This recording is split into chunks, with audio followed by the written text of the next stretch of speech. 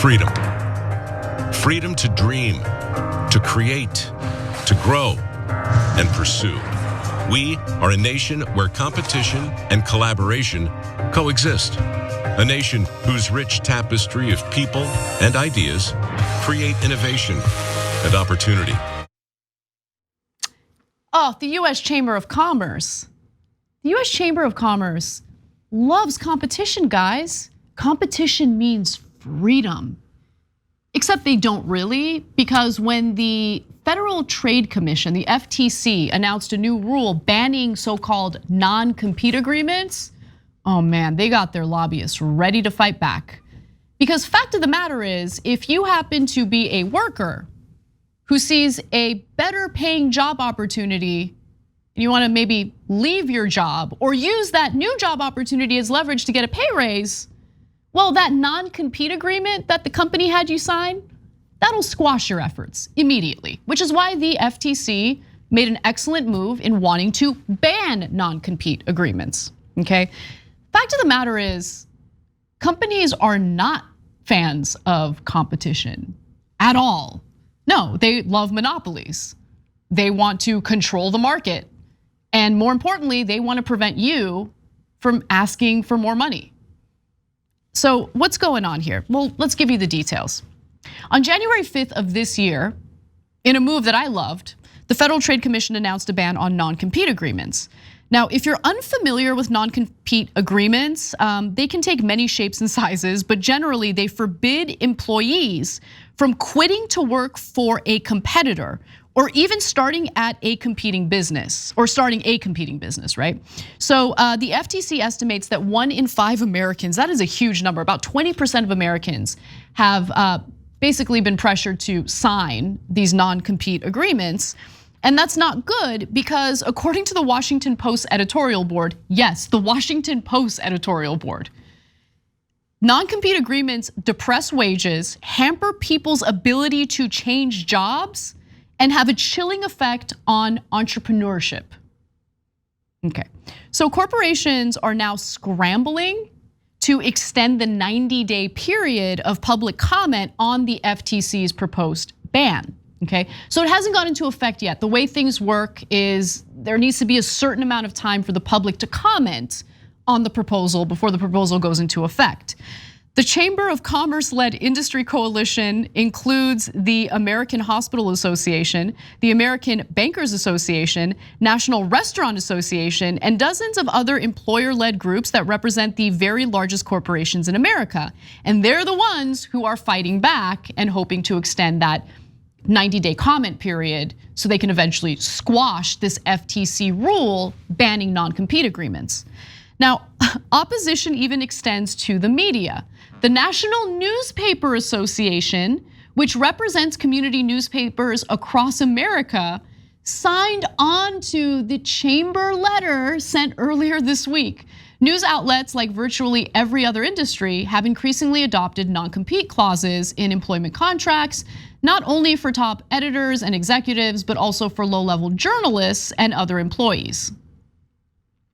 Actually, I think none of that should be surprising to you guys, especially when it comes to various hosts. Like if you see an on-air person delivering the news, even reading a teleprompter, very likely that they had to sign some sort of exclusivity clause in their agreement, in their contract.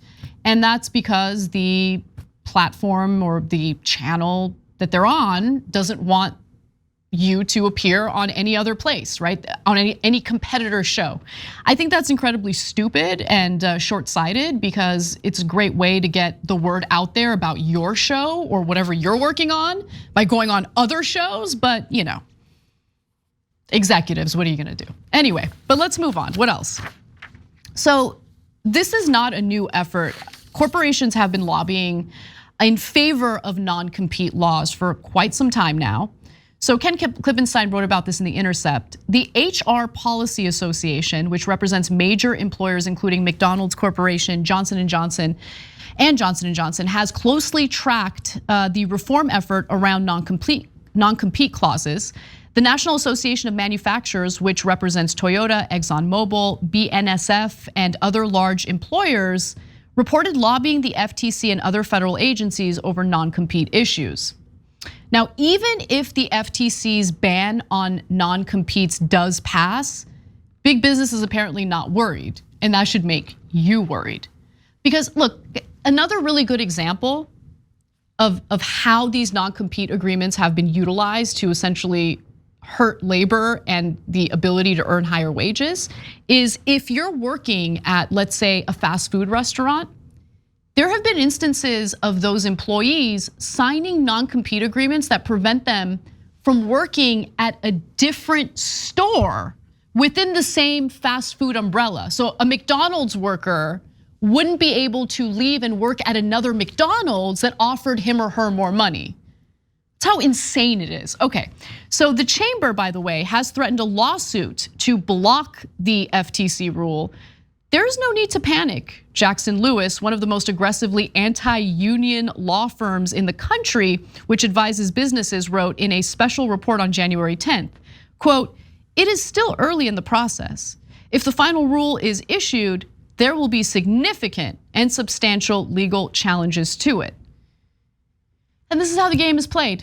Anytime there's even a little bit of a win for ordinary Americans, for American workers, well, the business community gets all their resources together and they fight it tooth and nail, likely to the point where it makes it to the Supreme Court. And who serves on the Supreme Court? How many Federalist Society judges, conservative judges, pro-business, pro-corporate judges now serve on the Supreme Court? Yeah. That's why they're not worried. So while I talk about the need for organizing labor in order to have an effective outside pressure campaign toward congressional lawmakers, it's still really, really important to vote. And yeah, voting for the lesser of two evils is still important because if the more evil individual gets voted, well, that person gets to nominate all sorts of nefarious figures for the Supreme Court. And that's what happened with Trump. He nominated and succeeded in confirming 3 pro-corporate right-wing judges. And we have to suffer the consequences of that for decades to come. Thanks for watching The Young Turks, really appreciate it. Another way to show support is through YouTube memberships. You'll get to interact with us more. There's live chat emojis, badges. You've got emojis of me, Anna, John, JR. So those are super fun. But you also get playback of our exclusive member-only shows and specials right after they air. So all of that, all you gotta do is click that join button right underneath the video. Thank you.